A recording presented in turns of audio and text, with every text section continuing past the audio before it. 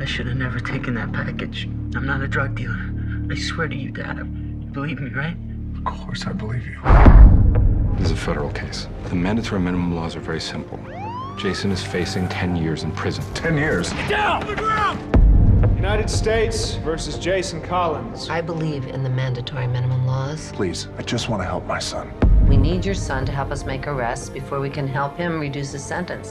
Well, like setting someone up, I won't do it. What if I did it for him? What if I helped you make arrests?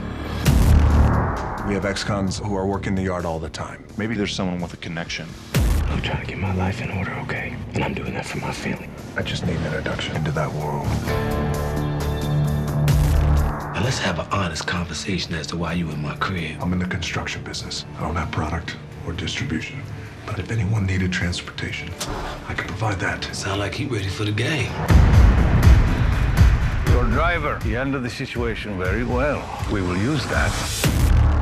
You got any idea who we're dealing with? This guy's ex-Mexican paramilitary, and he runs this region for the Nuevo Leon cartel. When you work for us, you will be treated like family. This, of course, includes your wife and your child. This is the last stop. You complete this, and the judge that instant will release your son. I love you, Jason. You play nice with the feds, man, but what happens when everyone finds out you're an informant? They gotta come after our families, John. There is no way I'm gonna let either side dictate our fates.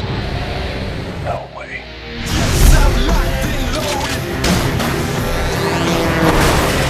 Every move that I make or I don't make, Jason will have to live with for the next 10 years of his life. And what if you don't live?